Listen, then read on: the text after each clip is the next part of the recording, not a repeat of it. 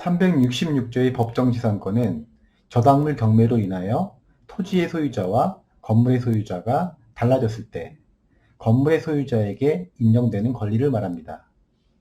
법정지상권의 요건 중심으로 학습하시면 되겠습니다. 저당물의 경매로 인하여 토지와 그 지상 건물이 다른 소유자에 속한 경우에는 토지 소유자는 건물 소유자에 대하여 지상권을 설정한 것으로 봅니다. 즉, 저당권 설정 시 토지와 건물의 소유자가 동일하다가 저당권 실행으로 달라진 경우 건물 소유자는 법정 지상권을 취득하게 된다는 거죠. 그러나 지료는 당사자의 청구에 의하여 법원이 이를 정합니다. 법정 지상권의 성립 요건은 첫 번째, 저당권 설정 당시에 건물이 존재할 것. 무허가 미등기 건물이나 건축 중인 건물, 그리고 건물 멸실 철거 후 신축한 건물에도 법정 지상권이 인정됩니다. 하지만 나대지의 저당권 설정 후 신축한 건물에는 법정 지상권이 성립하지 않습니다. 이것은 일괄 경매 청구권의 요건이라고 했어요. 그리고 토지와 건물의 공동저당 설정 후 건물을 철거하고 신축한 건물에도 법정 지상권은 성립하지 않습니다. 두 번째, 저당권 설정 당시에 토지와 건물의 소유자가 동일해야 하고요. 세 번째, 저당권 실행 경매로 소유자가 분리되어야 합니다.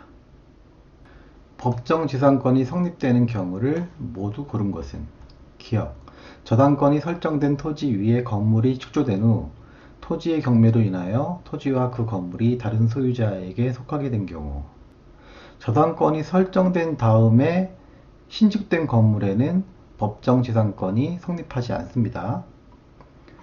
니은, 토지의 저당권이 설정될 당시 지상의 건물이 존재하고 있었고 그 양자가 동일 소유자에게 속하였다가 그 후 저당권의 실행으로 토지가 매각되기 전에 건물이 제3자에게 양도된 경우, 우리 판례는 저당권의 실행으로 토지가 매각되기 전에 건물이 제3자에게 양도된 경우에도 그 건물의 소유자에게 법정 지상권을 인정하고 있습니다.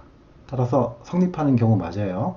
디귿, 토지의 저당권이 설정될 당시 그 지상의 건물이 토지 소유자에 의하여 건축 중이었고 건물의 규모, 종류가 외형상 예상할 수 있는 정도까지 건축이 진전된 후 저당권의 실행으로 토지가 매각된 경우, 건축 중인 건물에도, 즉 건물의 규모, 종류가 외형상 예상할 수 있는 정도까지 건축이 진전되었으면 법정 지상권이 인정됩니다.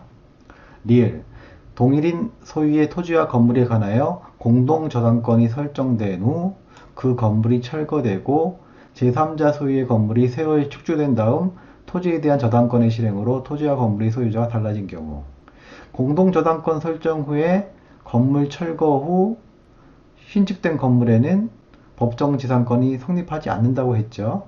따라서 법정지상권이 성립되는 경우는 니은 디귿. 답은 2번이네요.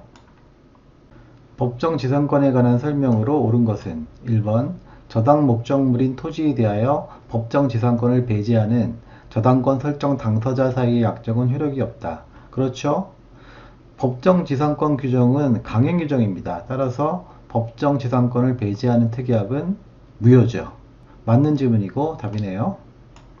2번, 법정지상권자가 지상건물을 제3자에게 양도한 경우 제3자는 그 건물과 함께 법정지상권을 당연히 취득한다. 아니죠. 법정지상권을 당연히 취득할 수는 없고 별도로 지상권을 양도받아야 합니다. 당연히 취득한다고 했기 때문에 틀렸죠. 3번, 법정지상권이 있는 건물을 양도한 사람은 지상권 등기를 마쳐야 양도인의 지상권 갱신 청구권을 대위 행사할 수 있다. 아니죠.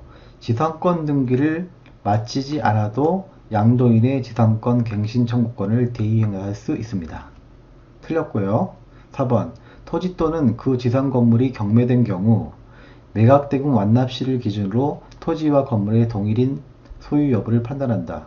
아니죠. 매각대금 완납시가 아니라 저당권 설정 당시를 기준으로 합니다. 틀렸고요. 5번, 건물을 위한 법정지상권이 성립한 경우 그 건물에 대한 저당권이 실행되면 경락인은 등기하여야 법정 지상권을 취득한다. 아니죠. 경매의 경우에는 경락인은 등기 없이도 법정 지상권을 취득하게 됩니다. 틀렸습니다. 쉽다.